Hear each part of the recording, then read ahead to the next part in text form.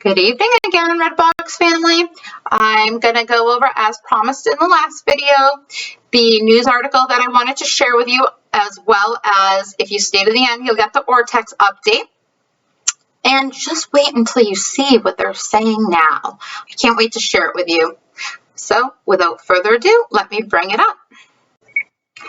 So this article came out today from CNN Business, and I found it very interesting, so I'm going to share it with you. It's titled, How Redbox Became a Wall Street Darling Once Again by Paul R. LaMonica. New York, CNN Business. It wasn't too long ago when some movie fans found that the easiest and cheapest way to watch movies in a post-blockbuster world was to rent DVDs from Redbox kiosks at the drugstore and other retailers. The early 2010s. Definitely an insult on Redbox right there.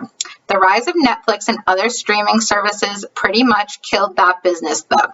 But Redbox is back. It's built its own streaming operation, and the company's stock is somewhat inexplicably one of the hottest on Wall Street, even as Netflix has plummeted.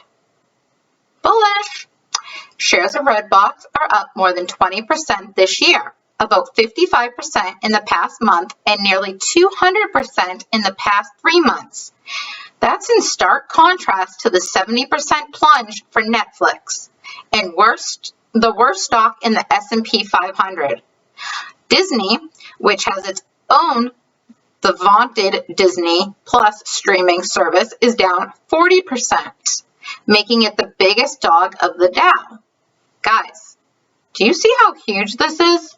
Disney is down 40%, Netflix is down 70%, yet Redbox year over year is up more than 20%. That's just insane.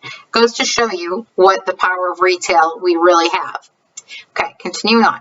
Other media companies with streaming services, including Paramount Global, Peacock owner Comcast, and CNN parent Warner Brothers Discovery, which has both HBO Max and Discovery Plus, have fallen sharply in 2022 as well.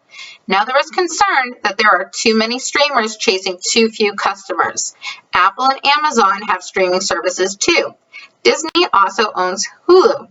And consumers may be cutting back on non-essential monthly subscriptions as recession fears grow.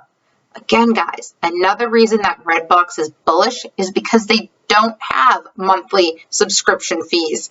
They're a free streaming platform that makes their revenue based on their ads. So why is Redbox thriving? It's a bit complicated. Redbox went public through a merger with a blank check special acquisition company, SPAC, in October. The company was previously owned by private equity giant Apollo Global Management, which took Redbox parent company Outer Wall private in 2016. Outer Wall also owned change counting kiosk Coinstar. You know, like the thing that you dump your coins in, the Coinstar thing. They're everywhere, you know, basically at grocery stores and stuff. That's also owned by the parent company Apollo. So that's important to know, guys, because it's not like a no-name company that owns us. Another retail relic. Redbox is now planning to merge again, this time with the oddly named video on-demand media company Chicken Soup for the Soul. That's ticker CSSE. The owner of the Crackle streaming service, Chicken Soup for the Soul, bought Crackle from Sony in 2020. Okay, I want you to see the relationship that Redbox has with CSSE owning Sony and what you think they may be trying to create with Redbox's name, Sony in the background, and CSSE all gonna eventually have like a merger together to some degree. I mean, they bought Crackle from Sony. Anyways, continuing on. But Redbox has also been a target of short sellers, investors, particularly hedge funds, who bet that a stock will go down. More than 30% of the company's available shares were being held short as of the end of May. 30%? Ha! Try 107%? Okay, a very large amount. Yeah, no kidding. Like more than the entire float.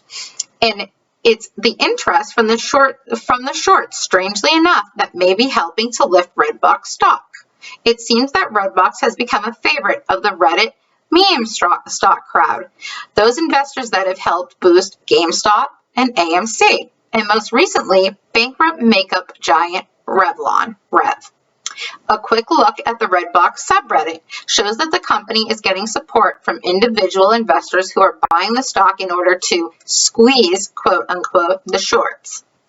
When a heavily shorted stock rises, that inflicts more pain on short sellers. That's because short sellers borrow shares and then sell them with the hopes of buying them back at a lower price before returning them. They pocket the difference as a profit. But if the price goes up, the shorts can lose a lot of money. Oh yeah, especially when their cost to borrow, guys, is 1,000%. Well, high 800s on average, but 1,000% at max. Crazy. They can definitely lose a lot of money there. Continuing on. Some fans on Reddit are predicting wildly higher prices for Redbox. There's even the now obligatory reference to Redbox as a MOAS, mother of all short squeezes. That same acronym was used to tout GameStop and AMC too. And guys, need I remind you exactly what GameStop and AMC did? Redbox is next, in my opinion. The problem with the short squeezes is that they rarely last long. Redbox is now quickly losing momentum.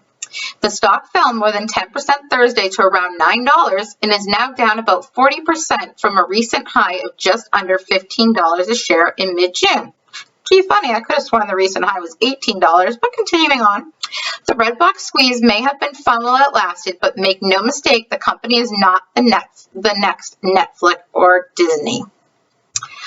Okay, guys, so that article I found very interesting and wanted to share it with you because when you start seeing articles pop up regarding the company that, you know, you're trying to essentially squeeze or get a hype play to, I would say overall this is a fairly bullish article, but when they start running up, it means because we're getting momentum, guys. So you're going to start seeing more and more articles come out. Despite what he said about losing momentum, yes, we're just pulling back like we need to. And if you watched the video that I did earlier tonight, you'll see exactly what we're doing. We actually formed a beautiful cup and handle on both the daily and on the year chart. So we're in a great place, and I'm not worried about people losing interest one bit, especially because I'm going to pull up the Ortex now and show you just how much people are not losing. Guys, I apologize if this is a little blurry. I sent it from my phone and used a smaller screenshot, so I totally apologize. But let me read to you what the Ortex information for Redbox reveals to us. With that big dip today, guess what, guys? No shorts covered. In fact, the short interest only went down negative 0.52%. So, again, maybe a couple of people returned a few shares. Nothing to be concerned about. Because our current short interest still sits at 107.73% of the free float, with 4.25 million shares sold short, and a cost to borrow average of 877.21%, and a cost to borrow max of 1,050,000%. Guys, we're over 1,000% cost to borrow max. That is just insane, and I can't wait for tomorrow.